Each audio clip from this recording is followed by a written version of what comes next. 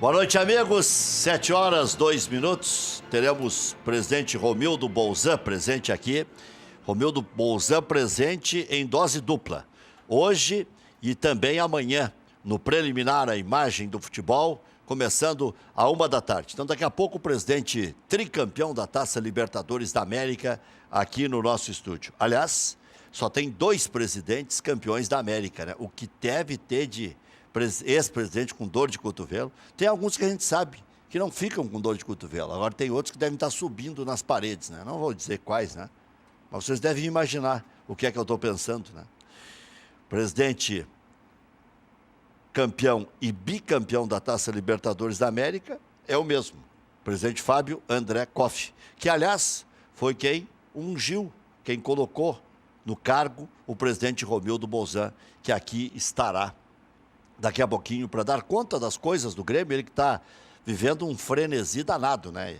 Vai para a China, chefiando a delegação, volta, faz a primeira partida contra o Lanús, vai para a Argentina, volta, vai para Abu Dhabi, volta, vai para o Paraguai, volta, e vai e volta, e vai e volta todos os dias também de Osório. Esse é o presidente Romildo Bolzan Júnior. Você que nos acompanha mundo afora aí, e também pelo Facebook, facebook.com/Luiz Carlos Reck. Muito obrigado pelo carinho da audiência. Bom, eu vou começar um pouco com o Internacional, depois já passo para o Grêmio, enquanto a gente aguarda o presidente, que deve ter pego engarrafamento, porque a Freeway hoje ela está tumultuada, mas a BR-116 está bem. O problema é até chegar na BR-116. Quando chega na BR-116 já melhora, mas ali ainda até se desfazer do movimento demora um tanto quanto. Bom, o empresário do Eduardo Sacha afirma não ter recebido nenhum contato do Fluminense para contratar o atacante colorado. O que está pegando? Paulo Autuori já chegou lá, dando um discurso, ele que vai ser manager ou gerente de futebol, dando um discurso de contenção de despesa, de gastar só o que pode e tudo mais. Por isso mesmo é que deve atrasar um pouco a definição dessa negociação. Está fazendo uma organização prévia, o Fluminense, para ver o que pode gastar, quanto pode pagar. O Inter gostaria, por exemplo, que o Fluminense pagasse o salário do Sacha e ele pagasse o salário do Wellington Silva. Aliás, uma hora o Internacional vai pagar a mesma coisa que os outros, né? Não precisa pagar sempre mais do que os outros para trazer qualquer jogador, ou um jogador qualquer, como queira. Então, isso aí também dá dificuldades. O Internacional não consegue, por exemplo, se desfazer do Paulão, não consegue se desfazer do Hernando, não consegue se desfazer do Seiras, não consegue se desfazer do Anderson, do Andershow. O Internacional não consegue se desfazer. Enfim, por quê? Porque paga muito dinheiro para esses caras todos aí. Todo mundo ganha bem no Internacional. Essa teta parece inesgotável, mas agora está aí o Internacional com um déficit enorme, tendo que cobrir. Bom, o Internacional tem o Cruz Azul e o Boca, já se sabe, como inimigos na contratação do Walter Montoya. No entanto, os jornais do México, da Argentina e até da Espanha dão como Internacional alguns corpos à frente nesta negociação. Em princípio, o Inter tem a dianteira nessa negociação com o Walter Montoya. O presidente está aí, está aí o presidente. Presidente, já pode entrar, presidente. Pronto, vai entrando aí. Abana para a câmera aí, presidente. Dá uma abanadinha, isso, já cumprimento. Está no ar aqui o programa, né? Tá vendo? Eu estava... Não, o senhor não está nunca atrasado. Pelo contrário, o senhor tem até se adiantado bastante. Eu só vou fazer aqui um resumão aqui, vou chamar o intervalo comercial para o presidente colocar o microfone, tudo bonitinho, e a gente fazer a sequência do programa. Bom, o Internacional espera receber 10 milhões de reais com a possível negociação do Rodrigo Dourado. Quer dizer, isso aqui é uma merreca, né? Isso é 10 milhões de dólares que eu tinha ouvido falar. Agora estou vendo aqui 10 milhões de reais. Bom, aí é merreca. Acho que deve ter tido um erro de digitalização aqui, alguma coisa assim. O atleta desperta o interesse do futebol português e italiano. Por 10 milhões de reais, o Internacional vende para clube brasileiro, viu, meu amigo Tiago? Acho que houve um erro de digitação aqui. Bom, no Grêmio, troca de Arroio por Jonathan Alves nunca foi cogitada. Arroio procura novo clube e Grêmio não tem interesse no atacante do Barcelona de Guayaquil. Em princípio, vamos ver se o presidente confirma isso ou não. O Grêmio buscou informações sobre Gustavo Scarpa, que agora é definitivo, hein, viu, presidente? Não vai para o Palmeiras, em função da negociação ter demorado e o dinheiro que o Fluminense estava pedindo era expressivo, o Palmeiras não quis pagar. O pedido atual do Fluminense é de 10 milhões de euros. Christian e Bruno Rodrigo, em princípio, não permanecem para 2018. Outro caso pendente é o do Fernandinho. Relação custo-benefício não se justificou durante o ano de 2017. Henrique Dourado, elogiado, mas tratado como muito caro. A direção fala em buscar alternativas no mercado sul-americano ou no mercado brasileiro, ou de jogadores que atuem no exterior. Volante Jailson do Grêmio recebeu sondagem do Hoffenheim, com quem o Grêmio já fez vários negócios, né? Carlos Eduardo, os irmãos Biteco e tudo mais. Bem, até me confirma essa cifra aí do Rodrigo Dourado, viu, Thiago? Para a gente não ficar pendente com o nosso telespectador. CBF reafirma a premiação de 50 milhões para o campeão da Copa Brasil de 2018, mas todas as etapas pagam um dinheirinho bem interessante. Né? E o Neto jogará pela primeira vez após o acidente em partida beneficente. Nesta sexta-feira, é um jogo organizado pelo Tinga e um dos técnicos é o Tite. Atlético de Minas Gerais anuncia a contratação do Ricardo Oliveira. Estava bem traçada essa negociação até ontem e agora parece que é definitivo. É definitivo, melhor dizendo. Falta dura do Jeromel pode ter deixado o CR7 de molho antes do clássico.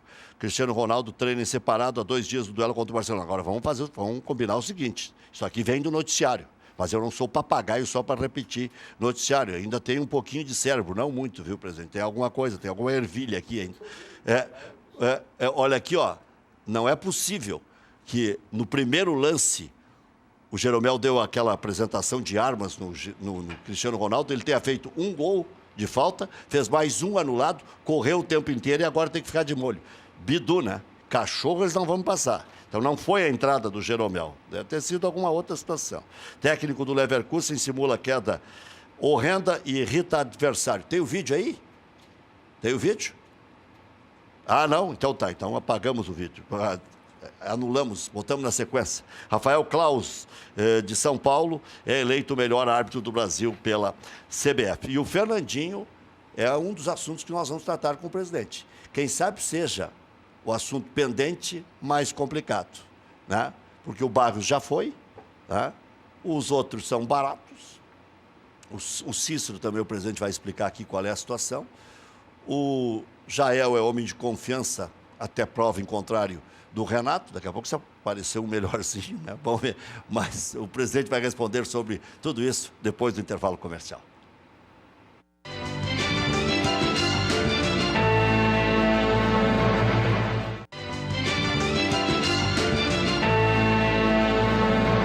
A gente chegou aqui, tá abaixo de mau tempo, mas eu fiquei devendo um vídeo aqui, e a produção aqui é cumpridora do dever, presidente, senão depois eu corneteio eles, então já dei uma letra no ar aqui. O técnico do Leverkusen simulou queda horrenda e irritou o adversário.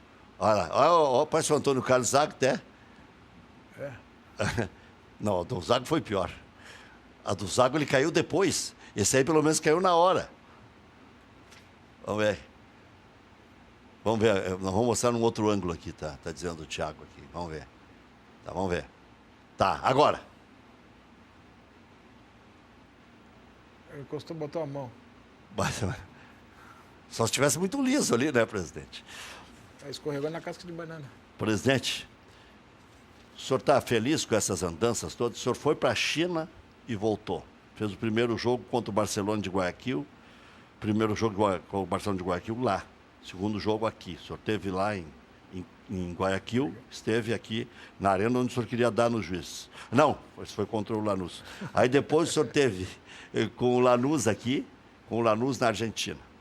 Então, China, Guayaquil, Porto Alegre, Argentina, voltou da Argentina a Abu Dhabi e aí Paraguai. O senhor está correndo para Dedéu, hein, presidente? Tá lendo, para final de ano, tá lendo o limite, né? É. Mas não tem problema, são as coisas, são os encargos do cargo. São os encargos do cargo. Minha esposa. Ah, a esposa, pá. Ela que manda, então. Total. Bom, se ela lhe deu essa carta branca para o senhor andar desse jeito aí, tá bom. Não tem o que fazer. Depois de assumir o encargo, tem mais é que desempenhar o encargo, entendeu? É mais encargo do que cargo, presidente. Encargo é a nomenclatura do cargo. Agora, a responsabilidade é do cargo, entendeu? Mas quando for assim, fluindo como está agora, tá bem, né? Na verdade, os ambientes são criados para dar certo, né? E se der errado, aí é problema. Mas como nesse momento está dando certo, vamos curtir a parte boa. Porque isso aqui é o seguinte, tu está aqui como tu tá aí por cima, como tu está embaixo logo em seguida.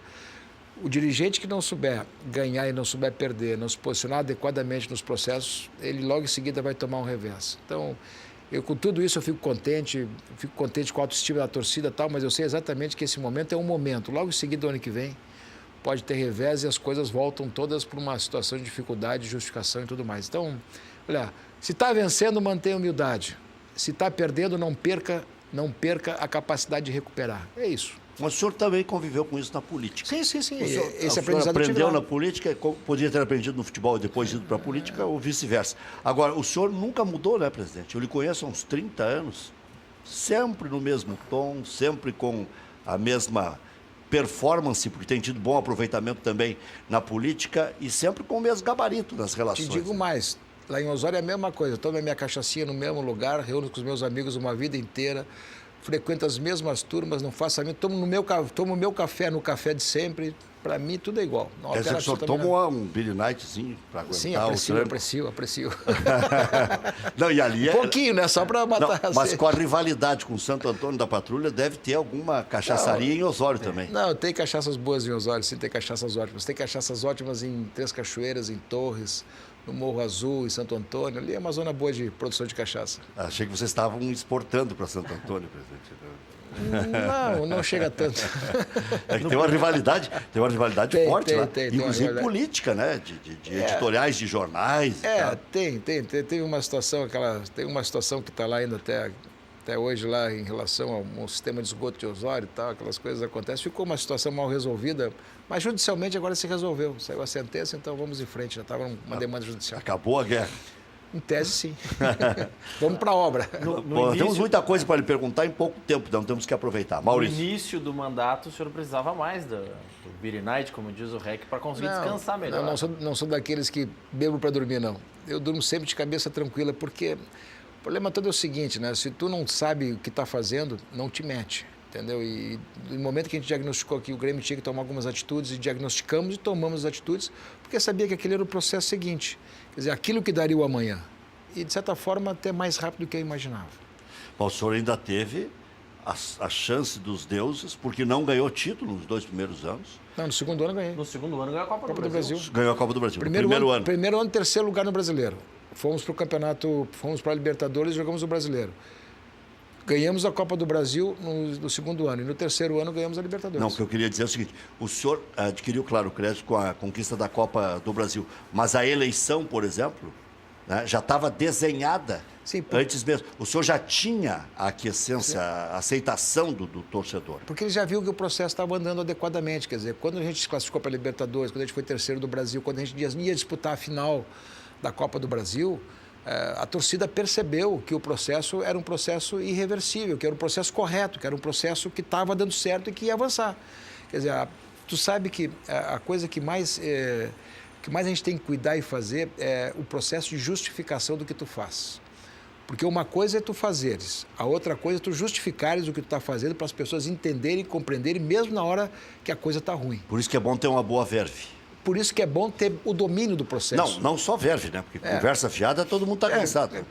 É importante tu ter segurança, certeza e convicção daquilo que tu está fazendo, de modo que tu possa transmitir para aquele que está te ouvindo que tenha empatia na conversa. Quer dizer, eu estou dizendo e a pessoa está aceitando, eu estou dizendo e a pessoa está respeitando, eu estou dizendo e a pessoa está acreditando. E essa relação de confiança, creio que se formou com o torcedor, mesmo na hora que nós não estávamos ganhando nada. Eu me lembro do presidente na arrancada, e aí não é puxar mérito, nem brasa para o meu assado e tal, mas eu sou meio assim também com o presidente, só gasto o que posso, só piso onde acho que devo pisar e tal. Mas o presidente mostrou que não era pato novo em momento algum. Porque pato novo não mergulha fundo. Então, aí nesse aspecto, o presidente ficou ali, tateando e tal. E o presidente até se irritou com algumas atitudes, mas nunca apelou. Reclamou, porque era uma demasia, às vezes. Às vezes foram abusados. Houve abuso, sim, mas é perfeitamente... Porque, na verdade, é o seguinte, em qualquer processo, mesmo que seja um processo de debate, se há uma coisa que dá perda de razão, é tu levantar a voz ou exagerar. Entendeu? O processo de convencimento é um processo rigorosamente de convencimento porque o teu discurso ou a tua posição entrou correto. No momento, tu adjetivou demais. A hora que tu adjetivou demais, o crédito começa a ser posto à prova. É isso, entendeu? Então, se tu está num processo de dizendo que aquilo que tu pensa e as pessoas estão acreditando, bom, eu não concordo. Tá bem, sem nenhum problema. Eu não concordo. Lá no Conselho Deliberativo, eu ouvi um montão de situações no momento de dificuldade. Assimilei, foi dando, tal, lá. Ontem nós tivemos a reunião lá de final de ano com a aprovação do orçamento, com a aprovação do balancete do... Parecia festa de Natal. E tivemos lá, a finalização, sabe qual foi? Todo mundo... Eu não estava aí, eu estava lá na Comebol, mas a finalização foi apoteótica, todos aqueles presentes cantando o hino do Grêmio. Por quê? Porque o momento é bom. E cá para nós, mesmo que a gente tenha posições divergentes, mesmo que a gente tenha posições de tudo que é ordem, pensa diferente ali, uma coisa ninguém tem o direito de fazer. E contra a instituição. A instituição está indo bem, vamos aproveitar isso aqui, sem perder as identidades, mas vamos aproveitar esse momento e vamos todo mundo junto. Presidente, aconteça o que acontecer. O senhor ainda tem 2 anos de mandato inteiros, né? 18 e 19. Os tempos econômicos no Brasil são bicudos, mas parece que agora a economia sorri para o Grêmio, porque o Grêmio nunca teve tantos ativos nos últimos anos. Teve bons jogadores, mas não tinha valoração. Não tinha, os jogadores tinham conteúdo, mas não tinha como repassar não tinha isso. Mercado, não tinha mercado forte.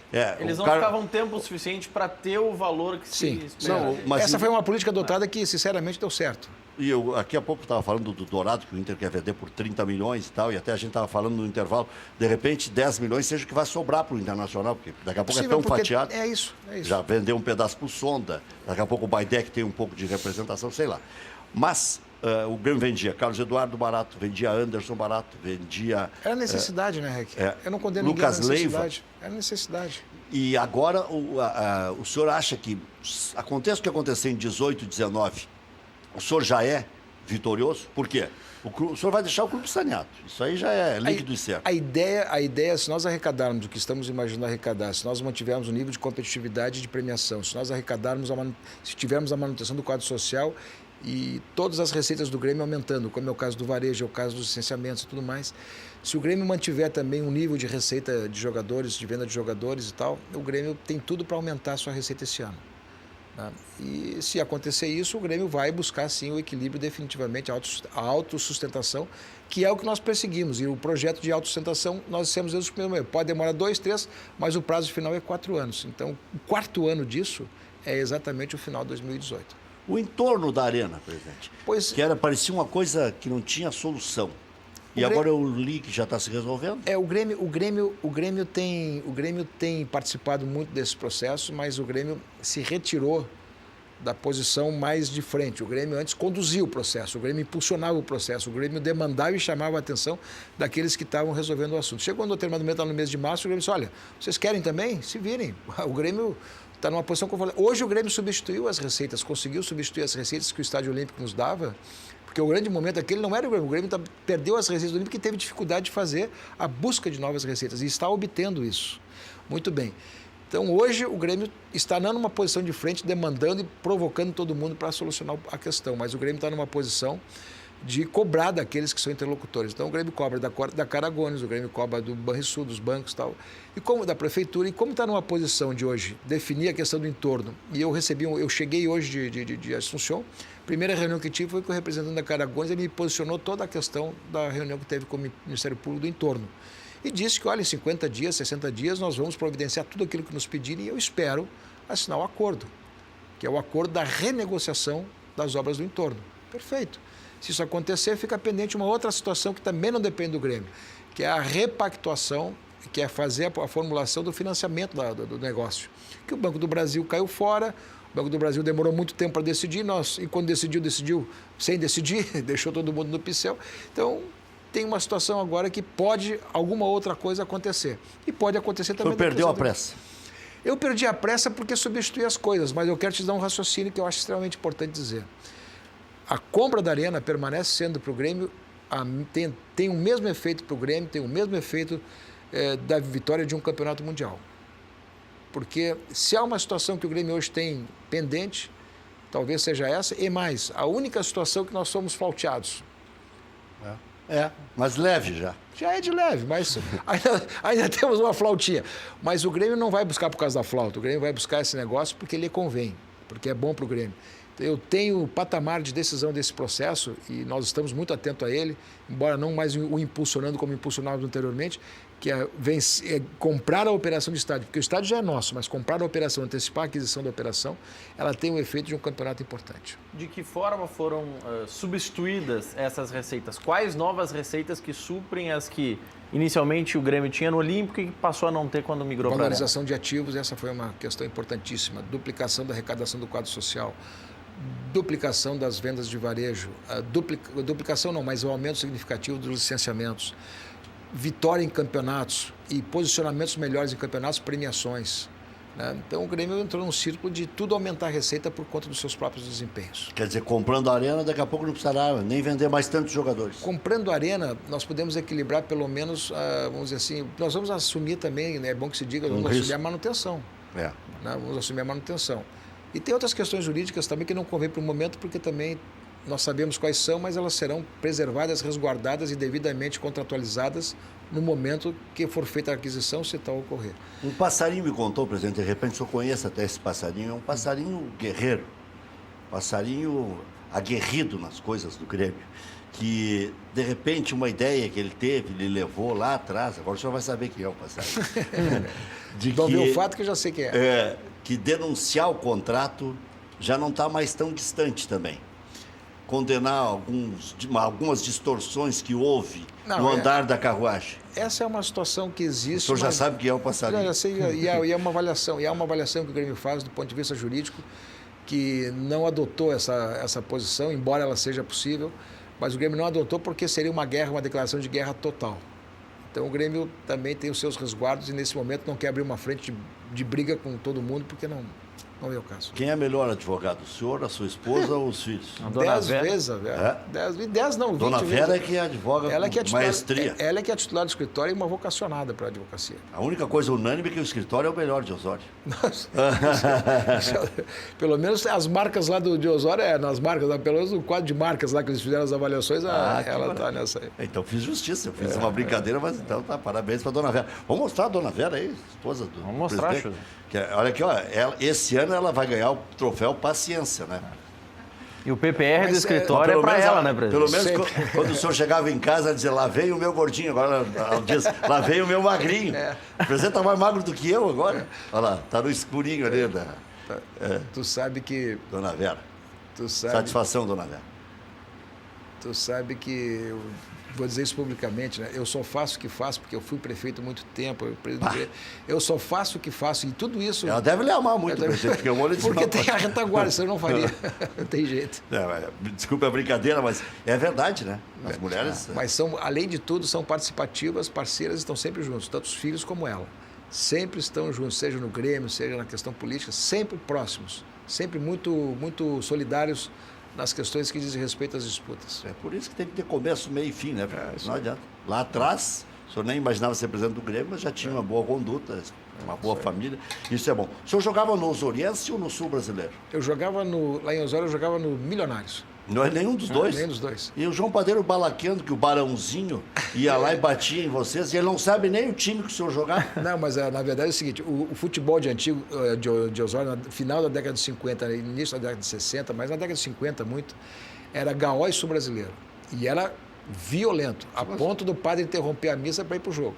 Era uma coisa assim bastante forte, uma disputa, uma rivalidade enorme. O Jusilei jogou no Sul Brasileiro, né? O Jusilei jogou no Sul Brasileiro.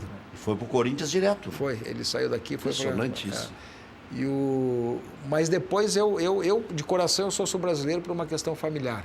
Porque meu avô foi do conselho, eu presidi o conselho, meu pai presidiu o conselho, eu sou conselheiro do clube, uma vida inteira lá. Mas eu treinei futebol no GEPOL, que é um outro clube. Bah!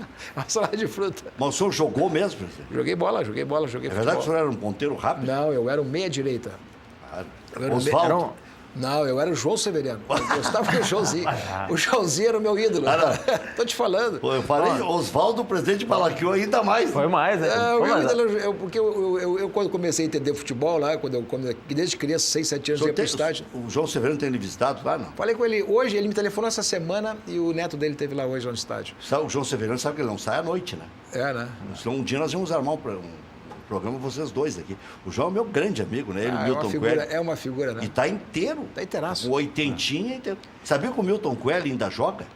Eu jogava futebol na SAT com o Milton Coelho. Eu era criança. Não, ele joga com 83 anos, joga ainda. Eu jogava, nós fomos campeões praianos pela SAT. E eu era o capitão do time. E aí e depois tinha as peladas do final de tarde na SAT, no final de tarde, que era pelada dos associados, que para ele brincar e tal. E era guri, jogava no meio dos caras. Quem é que jogava? O Milton Coelho era um deles.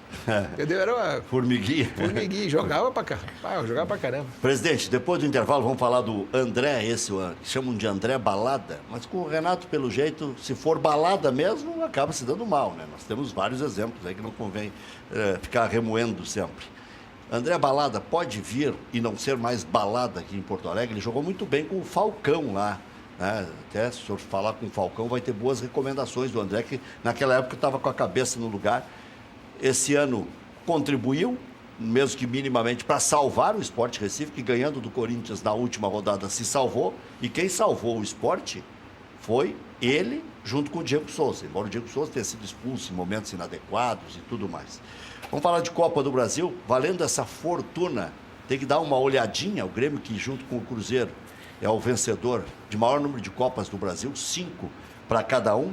A estátua do Renato, e sabe que o torcedor é terrível hoje com as redes sociais, quando a gente pondera alguma coisa, ele já diz, está com ciúmes, está com inveja, porque como é que a gente vai querer concorrer com o Renato, concorrer com o Falcão, concorrer com esses caras não dá. Então não dá para ter inveja. Inveja a gente tem mais ou menos quando é do mesmo padrão. Então não é o problema, mas o que vai ter de gente pleiteando estátua, porque o futebol, ele é assim.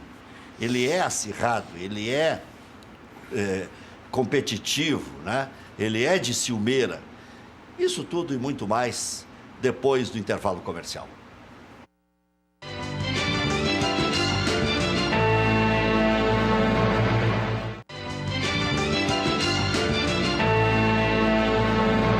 Sete horas 34 minutos. Podemos começar com a sacanagem?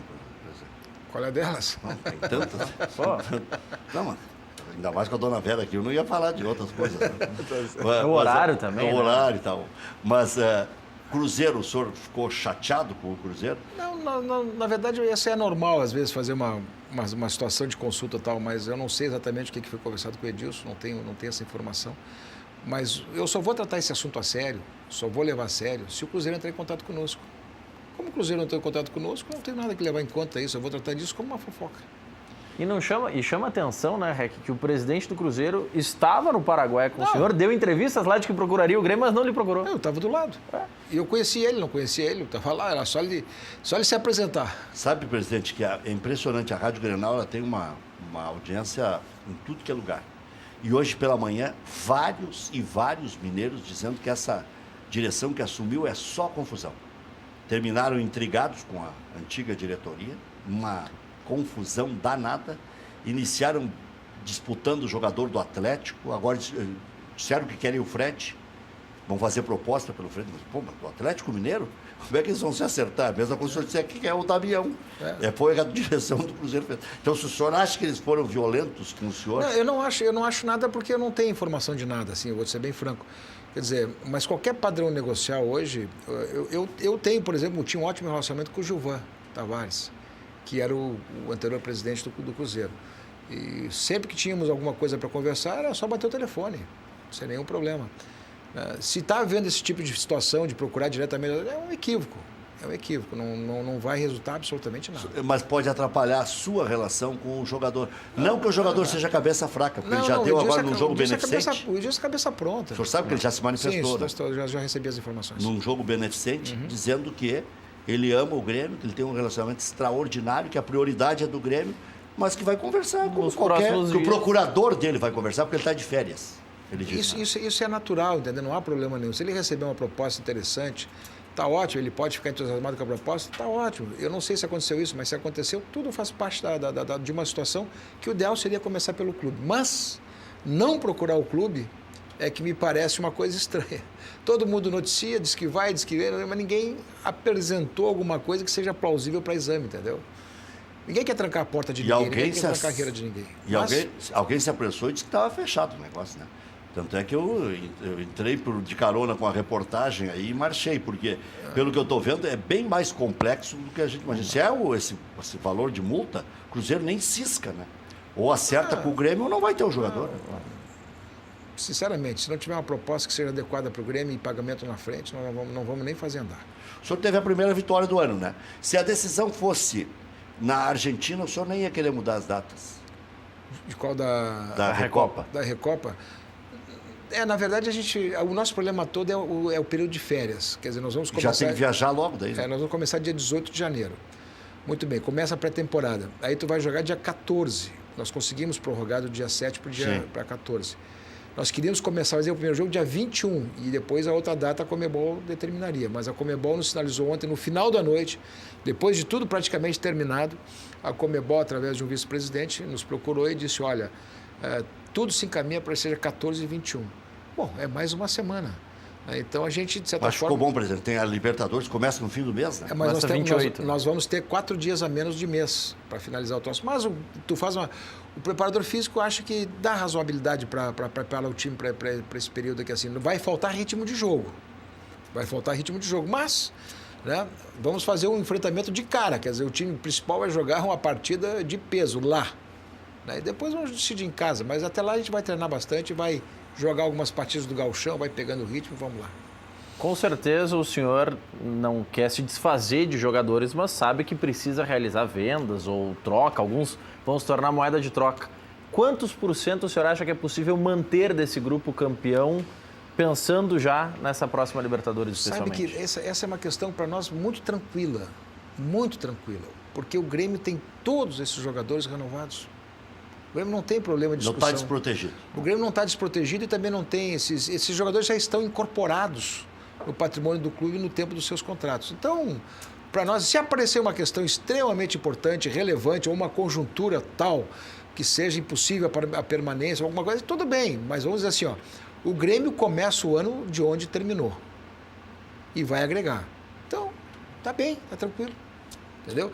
Claro que se tiver uma proposta de 50 milhões de euros pelo Arthur, que é a multa rescisória... O senhor não vende por menos? Não vendo por menos nesse momento, não. Tem certeza? Não vendo por menos. 30 milhões não lhe seduz? Não.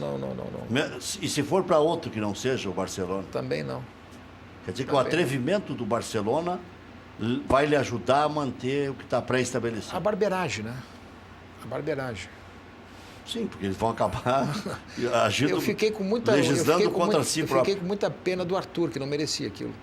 Não o fato de ir já almoçar e tal, aquilo está perfeito. Aquilo eu fui comunicado do almoço, e para mim, almoça com quem quer, vai conhecer a família, sem problema nenhum, vamos em frente. Aquilo ali não me diz respeito, porque não foi nunca me comunicado que queria ser tratado de contrato, essas coisas. Tá bem, tu almoça e janta escondido e eu vou saber, não precisa nem me comunicar. Quem vazou a foto criou um mal para o jogador, para a imagem do jogador, para tudo. E o Barcelona pediu desculpas ao Grêmio, é bom que se diga isso. O Barcelona pediu desculpas ao Grêmio. Mas vamos dizer assim, mas botou em risco a imagem do jogador que é querido, que é idolatado, que é respeitado junto à torcida do Grêmio. Esse é o fato mais... Mas ainda bem que o torcedor sabe que ele tem cabeça boa, claro, e que ele foi ludibriado. Ele logo em seguida percebeu isso. O torcedor nem xingou. Logo em seguida percebeu isso. Sabe que eu disse exatamente isso. Essa colocação da camisa vai beneficiar o Grêmio, porque agora o presidente vai poder ficar calçado. E outra, só foi ruim para o jogador. E ainda bem que foi momentâneo, porque ele jogou mais ainda na Argentina. Ele é um jogador excepcional. Ele merece o que pode acontecer com ele por puro merecimento pessoal, de formação e técnico. É um jogador que merece toda essa situação que se avizinha para ele. O senhor gosta do André Balata? Eu acho um bom jogador. Eu tenho muita semelhança com o Jô, sabe? Chega num determinado momento que tudo só começa falta a entrar para a igreja. Como o Grêmio tem um ambiente importante para jogadores que querem vir para cá e tal, eu acho... Só que nós já examinamos a situação desse jogador. Ele tem lá uma situação importante de dívida e tem uma situação importante de salário e tal. que teria que ser feita uma readequação completa. E não se avizinhou essa possibilidade, não. Então, nós não estamos negociando com esse jogador. Copa do Brasil, o Grêmio é o rei de Copas, presidente. E esse ano vale 50 milhões a conquista, além do prêmio de por etapa, né? Além do... O vencedor tem 68. Porque 50 é prêmio, 18 é ressarcimento. É o ressarcimento 18 acumulado. é pelas etapas. Para né? quem entra desde o começo. No caso do Grêmio, que vai entrar nas oitavas, não é o caso do Grêmio. Não é o caso do Grêmio. É um Dá pouco 60. menos, mas é próximo de 60. Vai chegar próximo de 60. Mas o que eu quero te dizer assim, ó, o prêmio da Copa do Brasil é, na verdade, um queijo pro rato, né? Tá todo mundo querendo pegar esse Isso queijo. é por causa da rivalidade das televisões? Eu não sei o que Que a Libertadores é o xodó da Fox. É. Né? Daqui a pouco o xodó da Globo vira... Mas Copa é simples, olha aqui, ó, tem uma discussão muito mais profunda em cima disso. Então faz o seguinte, pega o campeão do primeiro turno do Campeonato Brasileiro, pega o campeão do segundo turno do Campeonato Brasileiro, pega os dois melhores pontuados do Campeonato Brasileiro. Se acumular, vem o próximo e faz um quadrangular final. A emoção é muito mais um super campeão. Você não quer virar a mesa, presidente? Eu não quero virar mesa, eu quero ser razoável. Se eles pagam mais por uma competição de mata-mata é porque a audiência é melhor. Creio eu, né? Creio eu. Sim, aí você pode ficar em quarto, que pode ser campeão das Pode duas. ser campeão das duas. Pode ser campeão das Não, duas. o Grêmio já foi oitavo e foi campeão em 96. Sim. E jogando bem. E jogando bem. Depois que ficou em oitavo, o Grêmio meteu 3-1 no grande Goiás da época lá. Eu fui lá, aqueles baixinhos jogavam para Dedéu. Eu fui uma semana antes para lá, ver o Cajuru vociferar no microfone. Quem é? Esse Carlos Miguel? Eu sou mais o Lúcio. Onde é que anda o Cajuru? Tá em São Paulo fazendo programas alternativos na internet. O Cajuru... Voltou para Goiânia? Ele voltou para Goiânia e estava envolvido com política, né? Sim, mas correram ele de lá, os políticos queriam matar ele. Ele chamava todo mundo muito de vagabundo, desbocado, né? safado, sem vergonha, Era muito desbocado. E a estátua, presidente? Não, a estátua é uma questão de clube, não é uma questão presidencial, monocrática ou de poucas pessoas para decidir. Então, o assunto foi ao Conselho Deliberativo.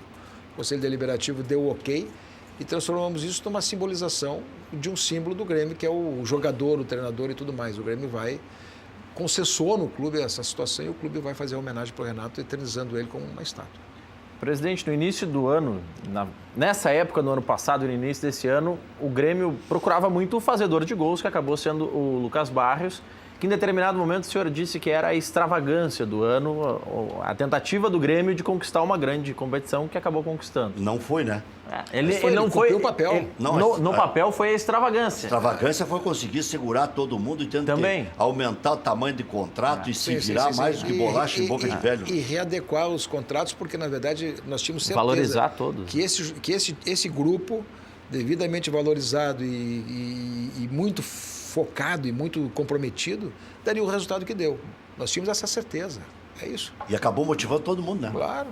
Ninguém entrou a meio pau em nada. Claro. Jeromel valorizado, Kahneman valorizado. E nós conseguimos cumprir religiosamente com eles todos os compromissos. Mas e o senhor projeta para esse próximo ano a busca por um outro fazedor de gols, já que o bairro não fica? Gostaria de te dizer o seguinte, nós estamos projetando um time tão competitivo ou mais competitivo do que deste ano. Por quê? Nós vamos disputar Recopa, Campeonato Gaúcho, Copa do Brasil, Libertadores e Campeonato Nacional. Todas as competições de longo prazo, todas, à exceção do campeonato, à exceção da Recopa e do Gaúcho, que é tiro curto, mas todas as três demais são importantíssimas, todas de longo prazo. Então, se nós não projetarmos um time mais competitivo e um plantel mais amplo, nós não vamos ter muita viabilidade de vamos ter que fazer opções novamente por uma ou por outra. E se tu olhares os adversários desta Libertadores, são times muito mais tradicionais nos seus países. Então, essa Libertadores tem um grau de dificuldade muito maior, muito maior. E o grupo do Grêmio? Nós temos que amplificar. Nós vamos procurar manter o que dá para manter, vamos complementar o que tem que complementar e vamos valorizar jogadores, vamos ter a paciência de valorizar jogadores da base, formando eles devagarinho até se tornarem o Luan, o Pedro Rocha, o Jailson, o Arthur, se tornar aí um Thierry, se tornar aí um Marcelo Groi. E quem desses jovens o senhor mais aposta? Tira o Arthur fora, né, que já é uma realidade. Eu tenho assim dois jogadores que me chamam muita atenção, sem menosprezar os demais. Por favor, não quero aqui fazer preferência por ninguém. Sim, o Arthur mesmo surpreendeu, correu por fora. Eu acho que o Jean-Pierre e o Jonathan, o atacante pela esquerda, que tem jogado, entra de vez em quando aí. E o Lima? O Lima, quero ver como ele vem do Ceará. Este, para mim, passa a ser talvez a maior surpresa de todas. Porque já vem mais pronto. Jogador que bate bem na bola, hein? Já vem mais pronto, ele já jogou uma Série B, já teve lá e tal. O Ceará, eu tenho um amigo no Ceará que me pediu que ele ficasse lá, mas ele não vai jogar aí no Grêmio, então você não vai jogar. Tu que pensa, cara pálida, porque o Gaúcho está aí, né?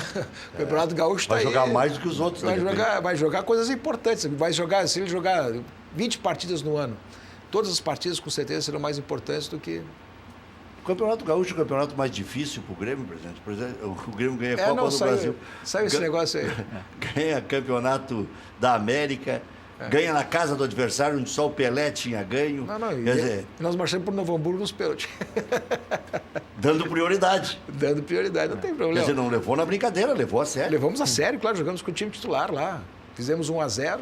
Mas o Inter respeitou mais o Novo Hamburgo do que o senhor. Em Porto Alegre colocou 3 volantes.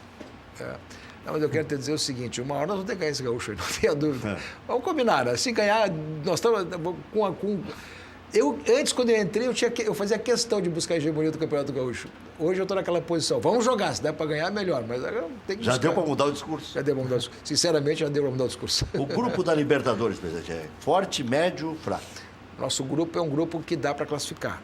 Não dá para dizer que vai ser uma facilidade, um passeio, mas dentro dos grupos que tem, é o clube que dá para classificar. Presidente, em termos financeiros, o Grêmio já está equilibrado? Não, o Grêmio não pode brincar? O Grêmio está numa posição de... nós vamos para o segundo ano já com superávit. O ano passado o superávit deu exatamente em função do contrato da Globo, uns 100 milhões, mas esse ano é um superávit real, porque todas as receitas são ordinárias, mesmo as vendas de jogadores e tudo mais, mas o Grêmio construiu um nível de receita que manteve o clube das suas próprias fontes. Não foram, mesmo que a receita da televisão seja, mas as suas fontes geraram isso. E a nossa projeção para 2018 é também criar uma condição de extremo equilíbrio, com mais autossustentabilidade. Então, estamos no terceiro ano, estamos no segundo ano de equilíbrio, e no terceiro ano de equilíbrio eu acho que nós consolidamos uma posição de...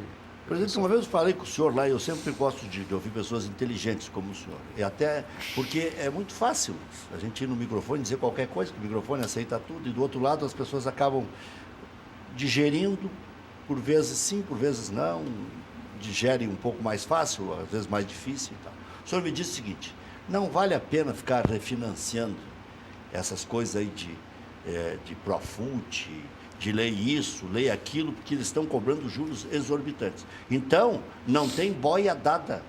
Porque o que se passa para o público? Não, o clube sempre tem o perdão. Sempre acaba o governo absorvendo a bronca dos clubes que não sabem se administrar ou administrar suas broncas, e o governo sempre dá o perdão e dá uma nova chance. E o senhor pensou o contrário, pelo menos o senhor me dizia. Eu levei a sério isso. Eu levei a sério. Foi fazer o cálculo. Eu fiz o cálculo, fiz o parcelamento, levei a sério essa situação, como levo a sério as consequências para quem descumpre isso.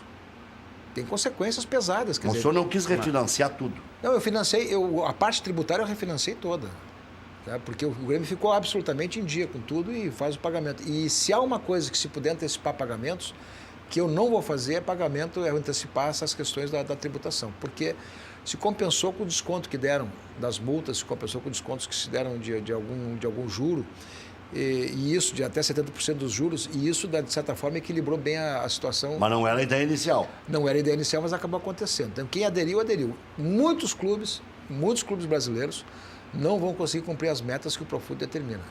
E isto, para mim, e já recebi uma sinalização nesse sentido, possivelmente o governo prorrogue o prazo do cumprimento das metas, né? Eu não vou precisar disso, o Grêmio não vai precisar disso, mas muitos clubes vão precisar, e cá para nós, é a velha cultura, né? Quer dizer, eu venho da cultura pública, a minha cultura pública é de responsabilidade fiscal, é de controles. Ministério Público no cangote sempre. Ministério Público, Câmara de Vereadores, imprensa, população, todo mundo com direito de fazer todas as reclamações, todas as denúncias do mundo, eu venho dali. Quer dizer, eu trabalho com esse nível, quer dizer, eu transportei essa cultura para o Grêmio, quer dizer, vamos nos adequar às condutas que são verdadeiramente as condutas dos controles. O Grêmio tinha vários apontamentos de auditoria, hoje é praticamente zero os apontamentos de auditoria no Grêmio. São poucas coisas. O Grêmio tinha, por exemplo, apontamentos do Conselho Fiscal, no sentido de dizer que tem que cumprir os prazos para suplementações. Nós passamos a cumprir os prazos das suplementações, quer dizer, tu elimina aquilo que é básico em qualquer situação de clube, que aceita os controles e procura produzir os efeitos que os controles estão apontando, e tu vai bem, tu vai tranquilo. Então, na verdade, tu procura ter esse senso de responsabilidade e justificação que é importante para o clube também, no mesmo nível da política. Nós vamos terminar o programa com o senhor, nós vamos continuar ainda, mas eu quero que o senhor dê um alô, um Feliz Natal, um ano novo aí para a torcida do Grêmio, que está em êxtase, né? Eu quero que o senhor escolha uma, aqui, no chuchuzinho, na câmera 1 aqui, e encerre o bloco para nós aí. Não, Rec, em primeiro lugar, eu quero te dizer o seguinte, para vocês dois. Eu recebi vários convites, não pude vir aqui antes, mas hoje eu fiz um sacrifício enorme para estar aqui, e porque eu era para ter chegado mais cedo, o voo atrasou e tal. Então, a primeira coisa que eu quero te dizer é o seguinte, sempre estou disponível, sempre que posso, estarei aqui com vocês. Fique essa coisa bem clara, porque o REC, para quem não sabe, ele cobra da gente a ausência. Cobra da gente a ausência. Tá bem, mas como eu tenho uma amizade de longa data, nós temos o direito dele me cobrar e eu publicamente dizer isso também. Tá certo. Então vai bem. Mas eu quero dizer para a torcida do Grêmio que continue acreditando, continue apostando no clube, continue dando a sustentação que o clube precisa. O dia ideal do futebol vai ser, sabe qual? O dia que o quadro social do clube conseguir suportar todos os custos do futebol. E que as demais receitas que o clube tem são exatamente para investimentos, melhoria, todas essas questões. Então, continue dando para o Grêmio a possibilidade de avançar, se você acredita que as coisas estão melhorando, que as coisas estão indo, que os títulos estão vindo, vá muito mais fundo na forma que tu seja solidário com o clube. Contribua muito mais. E eu estou muito confiante que 2018 será definitivamente um ano de muito mais conquistas. Eu deixo aqui, em nome do nosso clube, do nosso Grêmio, um feliz abraço, um grande abraço, Feliz Natal, próspero Ano Novo. Muito bem.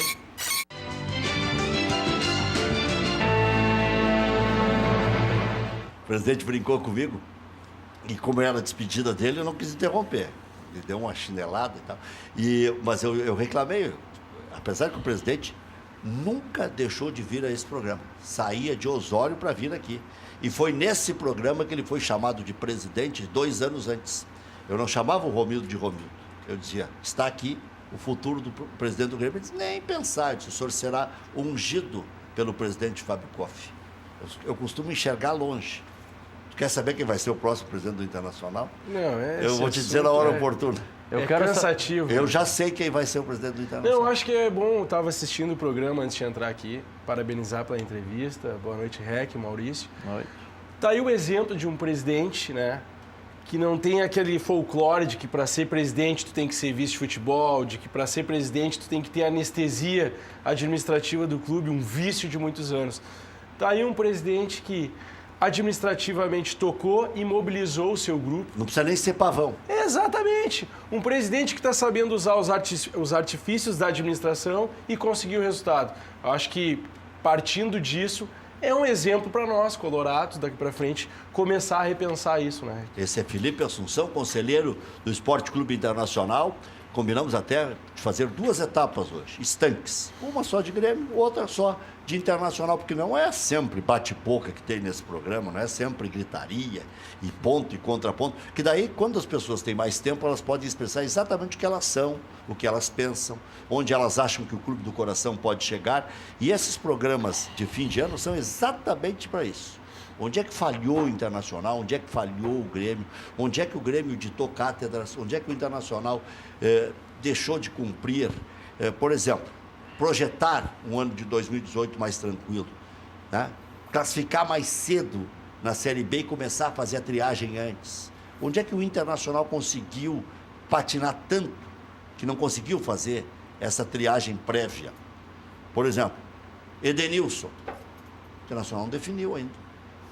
Damião sai no meio do ano ou não sai no meio do ano?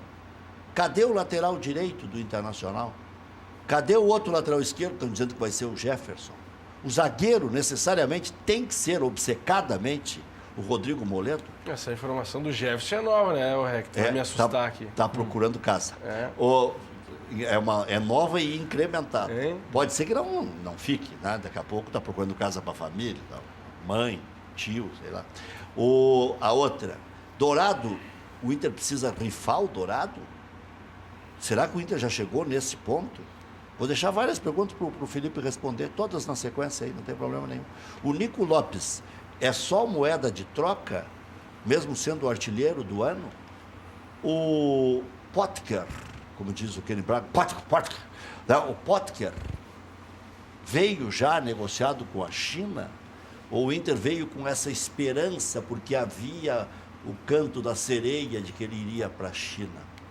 O goleiro do Internacional é do tamanho da bronca que tem o Internacional, ou ele andou rateando na segunda divisão? Quem é Klaus? É a solução? Vale esse bom dinheiro que o Inter deu para o Juventude? Como é que se faz para livrar de 70, 80 jogadores? Tudo isso ainda está pendente. Por isso que o presidente está convidado para vir aqui e esclarecer ponto por ponto. Por que se faz suplementação orçamentária depois de gastar e não se pede antes, prevendo que a coisa vá apertar? Não sei por onde tu quiser começar.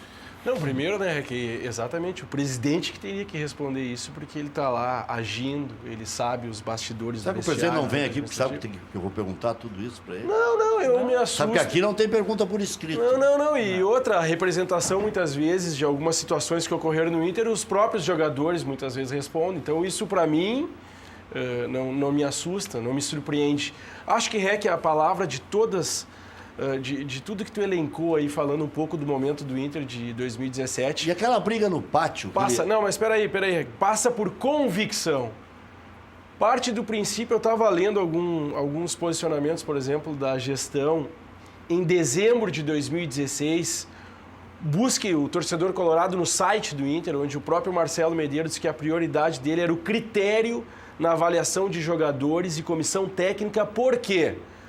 Porque naquele momento, no final do ano de 2016, não se admitiria o Inter ter passado o que passou. Então aí nós temos que fazer uma retrospectiva para entender todas essas escolhas. Não, foi boa. Tu voltou mais no tempo. Exatamente, a palavra convicção é a palavra que responde todo esse devaneio construído pela administração do Marcelo Medeiros, que é o quê? Não teve convicção nenhuma. Nenhuma. Eu acho que foi um devaneio até aqui. Foi um devaneio, com certeza. E vamos partir da retrospectiva. Foram 3 treinadores, eu quero fazer um paralelo com o pior ano da nossa história, que é cair para a segunda divisão. 2016 foram 3 treinadores também. E outra... Não, 2016 foram 5 treinadores. Tá, eu vou pegar... 4. Vamos pegar os 3, o 4 ali, o Lisco, o Tampão, tá? Mas vamos pegar o paralelo dos 3 treinadores, tá? As mudanças. Um dado de performance dentro do Beira-Rio. Em 2016, o Inter teve 56% de aproveitamento dentro do Beira-Rio na Série A, caindo para a segunda divisão. Com um grupo que se formou, com o orçamento que está aí orçado em 285 milhões, com a suplementação, o Inter teve, em 2017, na Série B, 59% de aproveitamento dentro de casa. Então, são esses paralelos... Quanto foi na Série... 56% em 2016 na queda. Dentro do Beira-Rio, não estou falando fora. Então, assim... O aproveitamento esse ano foi horroroso até no gauchão. Então, assim, o REC não é uma questão de analisar, de gostar ou não gostar. Eu estou tratando aqui de números e dados. Parte do princípio que Marcelo Medeiros e Roberto Melo estiveram no futebol em 2013 e 2014... tiveram a oportunidade de ter experiência, né? No primeiro ano contrataram o Dunga, no segundo momento trouxeram o Klemer, em 2014 trouxeram o Abel. Aí na reconstrução, como se diz, de um trabalho, na pós-queda do Inter para 2016, me traz um treinador para começar um trabalho, que era o Zago, um emergente, né? Onde o grupo já não era convergente com o tamanho do treinador. Vamos combinar que mesmo na Série B, o grupo do Internacional, eu digo assim, o estofo dos jogadores, o histórico dos jogadores, eram acima do treinador. Deu no que deu, né? O Zago ficou 4 meses. Se pegar o exemplo de 2013, 2014 para ver o que aprendeu no passado, vão lá e contratam o Guto Ferreira, da mesma altura. Então a falta de convicção, ela é total. Qual é a convicção? Qual é a explicação? Naquele momento turbulento da Série B, onde o time não encaixava, onde, aliás, não teve performance nenhuma dentro das 4 linhas. A única performance foi Inter e Palmeiras na Copa do Brasil. O único jogo que eu vi o Inter jogar futebol, realmente, que me deu prazer como colorado, foi aquele jogo. Então, assim, REC, é uma somatória de falta de convicção. Aí, para encerrar a demissão do Guto Ferreira, eu quero ilustrar o jogo Inter e Oeste, em Barueri, um jogo horroroso. Um jogo que se o Inter ali não consegue o empate, eu não sei o que acontece naquele final do ano ali, nesse final de ano agora, onde o Roberto Melo, pós o jogo, onde o Inter está ali com acesso garantido, diz que a convicção para 2018 é trazer um treinador, vocês podem me corrigir aí, pós-jogo, um treinador pronto, com experiência e com o mercado já consolidado dentro do futebol. E sendo que naquele jogo o Odair foi o treinador. Me corrijam, né? Então o que acontece? O Inter pensava em Abel. Não, mas aí que eu digo, que não casam os resultados, que não casam a falta de convicção. É uma falta de convicção total. Tu sair do Abel, que é um treinador pronto, que vai chegar aqui para esse momento de devaneio, como eu disse, e botar as coisas no lugar, pelo estofo que ele tem, pelo histórico no Inter que ele tem, e aí tu vai lá e promove o Odair, sendo que o Odair estava no jogo do Oeste, onde o mesmo vice de futebol disse que ia trazer um treinador pronto. Então, para tentar ilustrar o que tu disse, para nós analisar mais pontualmente, é muito difícil analisar. Não é simplesmente só criticar, como dizem os próprios que fazem parte da gestão. Não, são números. Nós estamos trazendo números aqui, tanto dentro do futebol como administrativamente. E aí, para encerrar no lado administrativo, a mesma suplementação orçamentária que está sendo pedida aí, que é em torno de 36 milhões, mas que no balancete é 42, que o Inter fecharia o ano com 245 milhões de orçamento, mas esse orçamento está sendo estendido para 285, né? Com a suplementação. Primeiro que a suplementação foi colocada para os conselheiros sem o parecer fiscal do Conselho Fiscal, para os conselheiros analisar os autos do que realmente seriam os dados de suplementação. Primeiro ponto. Aí que eu digo que nada muda. Aí eu volto para o início de 2016, quando o presidente Vitório Pifre, eu estava na sala do conselho, pediu o empréstimo do Banrisul de 60 milhões no início de 2016, argumentando que esse empréstimo era para amortizar o déficit da sua gestão no final de 2016. Não sei se vocês lembram disso. Que era o quê? Pegar os 60 milhões e abater de dívidas ativas. Eu nunca esqueço do Hever. Ele ressaltou o caso Hever. O Hever nós temos um acerto para fazer de X. Então, se for 10, nós podemos trazer para 5 e assim nós vamos abater a dívida. Economizar, inclusive. Exatamente. Então, assim, as práticas não mudam, Então, tem que pegar pesado. Quem não tem o vício, eu não tenho vício, não participei ainda de nenhuma gestão, dentro da gestão, de alguma vice-presidência. Sou um conselheiro novo, como se diz, vou fechar o meu 4º ano, mas acompanho a história do Inter e principalmente a história política. E está demais o vício e eu espero que para mudar o ano de 2018, só uma luz dentro do vestiário realmente. Que o vestiário traga lá dentro, com as suas lideranças, com o Odair, com o próprio D'Alessandro, que tragam um bom desempenho para que a gente mude esse cenário totalmente negativo, onde os números não apresentam um bom horizonte. Bom, o bom horizonte está difícil de enxergar. Agora, pelo que eu tenho visto e ouvido aqui de conselheiros, que aqui nós não temos preconceito. Vem gente de todos os movimentos políticos, tem uns que eu nem conheço.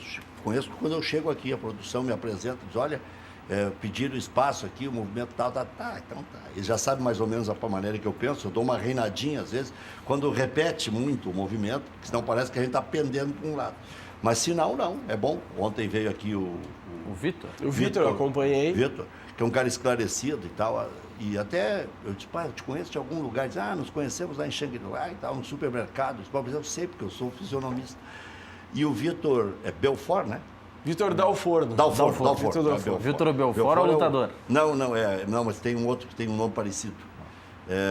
Mas o Vitor nosso... Tá bem. Vitor Dalforno, que é outro nome conhecido, que é um sobrenome da Serra. Vitor Dalforno disse aqui que há a possibilidade de juntar vários movimentos. Há pouco tempo tinha uma tal de frente de oposição. Tem o Charlon isso. Com mais um movimento de oposição também. Vamos tentar explicar isso, o Rec. Mas o que eu quero chegar à conclusão, vai dar menos movimentos. Vai dar menos movimentos. Eu, por exemplo... Pelo menos menos chapas. Menos chapas. Os colorados, quem faz a política do Inter já percebeu que na última eleição, dos 12.800 votos, 4.400 votos foram jogados na lata do lixo. Por exemplo, eu votei na minha chapa, votei nos candidatos e foram para a lata do lixo. Por que isso? Porque nós tivemos 9 chapas, né? se pulverizou muito, então para atingir os 15%, atingiram aquelas que estavam na estrada há mais tempo, né? E principalmente a majoritária. O que o Vitor falou, e eu fiquei preocupado, eu estava assistindo ontem o programa, e fiquei preocupado com a tua colocação, Eric, que foi o seguinte, tu falou para ele, mas vocês têm tesão de continuar ainda lutando? Não, nós temos tesão sim, porque se nós abandonarmos esse barco de tudo que eu relatei agora aqui... Vocês têm que responder. Porque se nós abandonarmos esse barco de tudo isso que eu relatei aqui, que não é eu que estou dizendo, são os números, vocês são jornalistas, vocês acompanham durante o ano todo, vocês analisam, desde o futebol até a administração, nós não vamos abandonar, REC. Enquanto houver forças, não vamos abandonar. A frente de oposição é o quê? É o Grupo Sócio Deliberativo, o Grupo Sócio Independente Colorado, que foi uma chapa de associados sem envolvimento político, que fez 580 votos. O nosso grupo, por exemplo, fez 970 votos. E a gente vem trabalhando no Conselho, exemplo, requerimento de tirar de pauta a questão da suplementação orçamentária e a questão do requerimento de documentos do Conselho Deliberativo, dos conselheiros pro clube. Nós trabalhamos em conjunto, por exemplo, com a turma do Acordo da Conselho, do Thiago Issa, do Sopa, do Edu Frisch. Foi suspenso? Depois até podemos falar isso. Por quê? Porque se a gente não unir forças em prol de ideias e não sim de grupos ou de grupos, nós não vamos chegar a lugar nenhum. Eu não estou dizendo aqui que nós estamos juntos para fazer a política, mas nós estamos trabalhando as pautas juntos. Então, assim, se hoje pegasse o coeficiente... O que todos defendem... Exatamente. Um exemplo, Maurício, se hoje, para responder o que o REC perguntou, se pegasse os 3 coeficientes desses 3 grupos, daria 22% no Conselho Deliberativo do Inter, que representa, na última eleição, 60 conselheiros. Então, trabalhando com números, não com achismo. Ah, tem chance, não tem chance. Não é isso. Se não unir forças, não é unir forças por unir forças, REC. Pessoas e grupos que têm isenção. Nós estamos pregando grupos que têm isenção desse vício político. Diferentemente de outros que pregam oposição e estão há 15 anos no clube. Tomara que mude esse cenário, mas não vejo perspectiva com o histórico recente. Olha que eu tenho a resposta do Charlon de ontem, porque o Dalforno, agora não vou esquecer nunca mais. O Vitor Dalforno. Já promoveu o Homem Lutador. REC, o movimento Força Rubra não faz parte dessa frente de oposição que tem o SIC, que é o movimento que ontem o Dalforno falou aqui, é sócio Independente Colorado. Eles fizeram uma chapa espontânea, onde os sócios se candidatavam a participar da chapa por sorteio. Principalmente por uma naturalidade, sem práticas políticas, de muita boa intenção e de pessoas que realmente não têm vício político nenhum dentro do clube, saem da arquibancada para ajudar. E aí dizer assim, então o movimento Força Rubra não faz parte dessa frente de oposição que tem o SIC e o sócio deliberativo. E os conselheiros independentes também. E não temos nenhum interesse de aproximação com esses grupos. O Força Rubra é um movimento que defende o internacional, diferente de outros que só criticam e não têm proposta séria. Nos nossos quadros, além de apaixonados pelo clube, temos pessoas como José Amarante, nosso candidato a presidente em 2018. Ele está dizendo aqui, o Charlon Fantinel, coordenador... Então vamos esclarecer isso, Rec, até porque tu é um jornalista que abre muito espaço para a nossa política, até porque a política, no final das contas, num geral, é um assunto chato. É o começo de tudo. É um assunto chato, mas é um assunto que determina uma queda para a segunda divisão, é um assunto que determina de um clube ficar 15 anos sem ganhar título. Então, se a gente não lê, se a gente não vai em cima da informação, se a gente achar que o futebol é só o entretenimento da bola na rede, nós não vamos a lugar nenhum, né? Então, assim, Rec, essa questão do Charlon, realmente ele não faz parte da frente de oposição e nem poderia fazer, Isso é bom para deixar claro para o associado, porque um ex-conselheiro que estava de mão abraçada com o Vitório Pífero e com os últimos 12 anos de gestão do clube não pode fazer frente de uma frente de oposição que se diz isenta, que tem associados participando dela, sem o mínimo de vício político, tá? E a questão do Amarante, que, por exemplo, o ano passado o nosso grupo sócio deliberativo colocou e apoiou a presidente. O Amarante não faz mais parte do nosso grupo desde dezembro, desde o pós-eleição.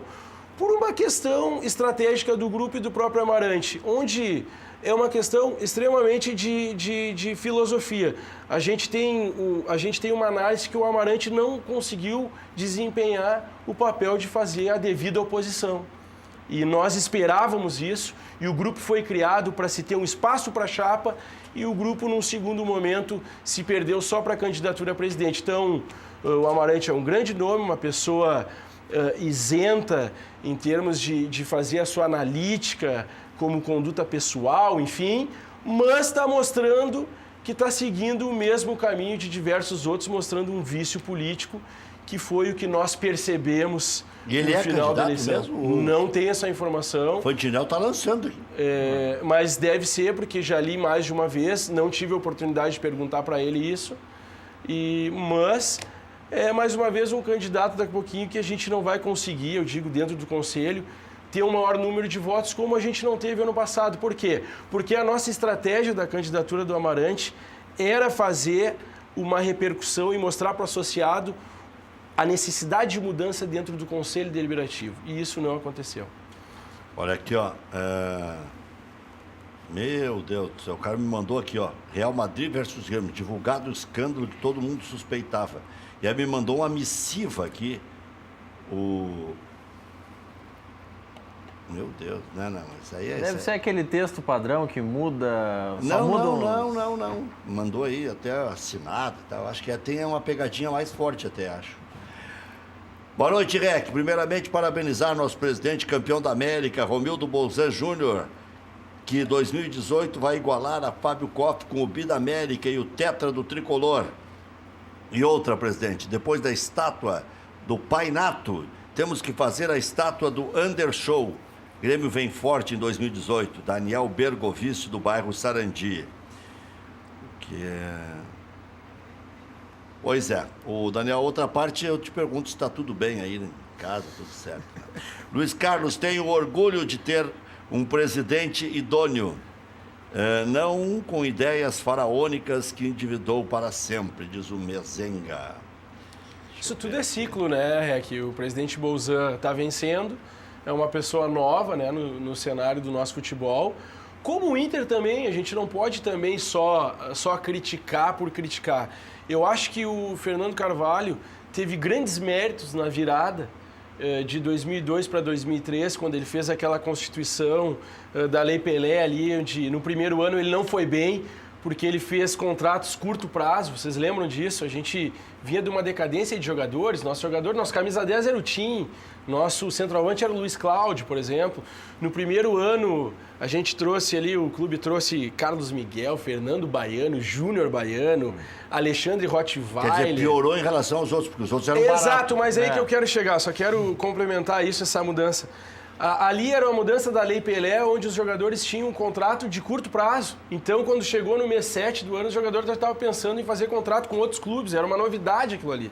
Onde eu quero chegar? Tal do pré-contrato. Exatamente. Partindo daquilo ali, eu me lembro muito desse trabalho que o Grêmio fez nos últimos 3 anos. O Inter montou um time em 2003 que tinha 60% da base com Diego e Diogo, Daniel Carvalho, Nilmar, entre outros. E trouxe jogadores medianos que queriam se ascender no meio do futebol, que era o Flávio, volante do Palmeiras, Edu Silva, lateral esquerdo. Nós tínhamos o Jefferson Feijão, vocês lembram disso? Centroavante. Onde eu quero chegar? O Inter começou a construir ali um pilar para começar a se desenvolver e trazer grandes jogadores, 2004, 2005, que foi a vinda do Tinga, do Fernandão.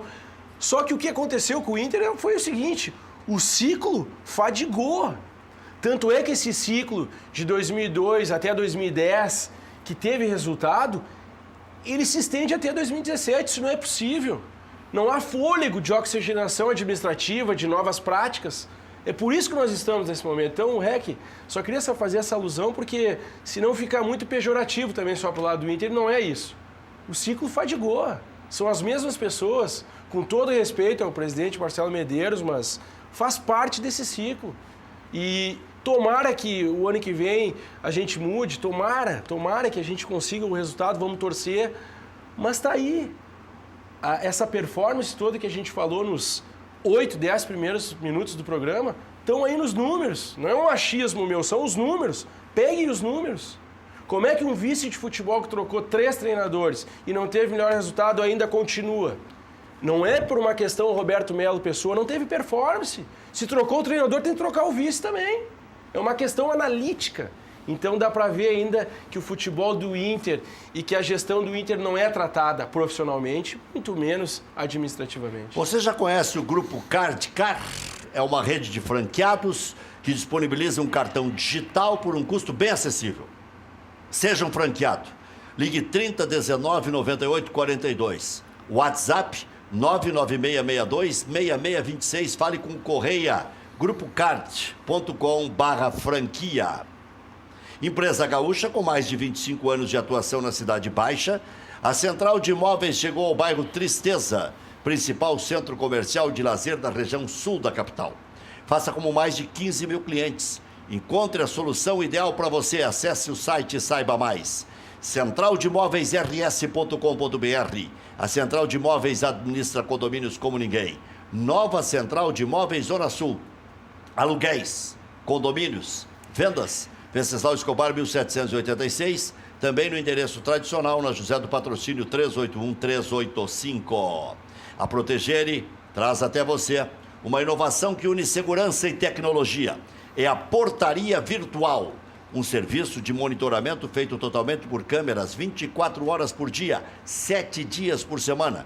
Este serviço da Protegere traz como ponto alto um sofisticado software que fica totalmente à disposição dos moradores. Fique tranquilo, a nossa tecnologia está com você. Conheça também nossos serviços de alarmes, monitoramento, portaria e rondas internas. Entre em contato com a Protegere pelo 3365-2755, não esqueça. Pensou segurança? Pensou Protegere. A boutique de acessórios para seu celular é na Celular Sul. Capas, películas, fones, carregadores para todos os tipos de marcas. Avenida Cavalhada 2593, Zona Sul de Porto Alegre. Ligue 30 95 0101. Boa climatização e manutenção. Instalação, limpeza e manutenção. Também serviços de rapel. Tudo em até 10 vezes no cartão. Ligue 3573-6000 ou 98584-9544. A Poa Climatização e Manutenção fica em Porto Alegre, na Edgar Pires de Castro, 820, bairro Ipicá. Porto Alegre agora tem a Pampas Prime, um espaço aconchegante que reúne uma criteriosa seleção de carnes nobres para o seu churrasco, certificados e chancelados pelas principais associações de raças do Brasil. A Pampas Prime atende diversos tipos de demandas com vendas em pequenas quantidades até encomendas maiores. A loja, climatizada, com 70 metros quadrados de área total, dispõe de estacionamento junto ao posto de combustível 24 horas, antigo posto Figueroa. Aberta de segunda a segunda, a casa funciona das 9 da manhã às 9 da noite na Casimiro de Abreu, 1212, bairro Bela Vista, Porto Alegre. Vá até lá e conheça a Pampas Prime, uma casa de carnes com certificação de origem. Olha que carne linda, vermelhíssima, né? Olha que linguiça maravilhosa. E tem o cantinho do patrão lá, que um dia vai pagar um churrasco para nós, né, o Carbone? Grande Carbone, sabe tudo. Conhece o rengo sentado e o cego dormindo, como diria Lauro Quadros. Aliás, o Lauro Quadros, depois das férias, vai participar mais frequentemente aqui. Só que o Lauro é o seguinte, o Lauro é organizadérrimo, né? Tem uma temporada de praias, tem o horário para pegar em casa. Cara que se organizou a vida inteira. O Lauro se pesa... Nada de se atrasar, viu? O Lauro Quadros se pesa 3 vezes por dia. Caminha tempo certinho, é 1h27. Tanto é que tá aí voando, tá, bem, né? 79. Quando não caminha na Encol, quando tá chovendo, vai pro shopping, né? O Lauro Quadros fez 69 há 10 anos. É um negócio impressionante. Já está com 79. Já está com 79 já. Desentupidora Pérez. Confiança e qualidade com atendimento 24 horas. Ligue 3372-8008. Claro que eu vou falar das panelas. A dona Vera, a esposa do presidente Romildo, saiu daqui apaixonada. Diz, eu quero conhecer essas panelas. E acho que até eu cometi um erro de marketing. Eu devia ter dado um presente. Devia ter dado. Abri a mão um pouquinho, tá cheio de merchandising. Mas é o Luiz o responsável e eu não quis atravessar o samba. Mas ela voltará aqui e vai ganhar ou comprar. Ela disse que vai comprar todo o conjunto e eu já disse, olha, para a senhora tem presente. Pô, tem desconto, tem desconto especial com o verdadeiro presente, isso que eu quis dizer. Para o presidente, tricampeão da Libertadores, tem desconto especial. E para você de casa também. E se você quiser comprar, até fazer estoque, presentear, quanto mais compra, a palavra de Luiz Carlos Reck, mais desconto ganha. Se o Luiz não comprei, liga para mim. Olha aqui, Reck, tu tá com essa conversinha aí, né? Então, vá comprando, vá ganhando desconto. Olha só como fica bonito um ovo na Frigigold, né? E chega tempo do Natal, hein? Bem desenhadinho, claro, tudo entregue amanhã mesmo. Amanhã é sexta-feira, sábado é pré-natal, ainda vai entregar. Olha só essa chuleta aí, Ó, com essa o Quadros, cebolinha. para manter a forma dele, tem que comer na Frigigold, Sim, porque daí é apaixonado. Para absorve, manter né? a saúde. É. É mais Não usa importante. óleo, né? Você ganha em saúde, ganha não gastando em óleo, ganha também na longevidade das panelas. Olha aí, ó, o camarão. Né? Camarão que... Olha aí, ó. E olha o peixinho, ó. Aí tem gente que acha que o peixe se esbodega. Não se esbodega, não. Só se você lavar ele de óleo. Não precisa. Coloca só o temperinho e o resto deixa com a Frigigold. 4003-4220. Tá passando aí no seu vídeo a central Frigigold. Tá aí a bananinha. Os Catarina é que gostam, né? Mas o Maurício também gosta bastante, com bastante canela. Com canela, claro. Açúcar e canela dá aquela caramelizada. É isso aí. Então, nesse Natal, você vai poder se esbaldar porque você se cuidou e tal, mas usando o Frigigold. O Maurício não tem óleo. férias, né? Agora ele tem que cuidar com a Frigigold, né? Porque estava em férias dele, Não, viagem aí, né? férias escandalosas. E agora, então, ele 45 usa a dias de Frigigold férias, para claro. voltar à forma. Aí, ó, pipoca sem culpa. Aí, ó. Não tem nada a ver com o nosso Valmir aqui, que é o famoso pipoca. Pipoca sem culpa. E eu também O estive, nosso viu? pipoca aqui é pipoca com culpa. Esse tem culpa É. no cardápio. Não, mas ele usa Frigigold também. Aí o leite, ó. Não sobra nada. E eu não O acreditei... leite contar em casa. Eu não O acredito. leite morre ali, ó. Aqui jaz um leite. Já solta tudo. É isso aí.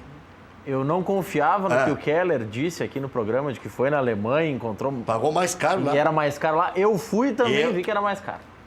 Vocês são dois Procurei na loja. desatualizados. Procurei Vocês na loja, é mais Vocês caro. são São Tomé.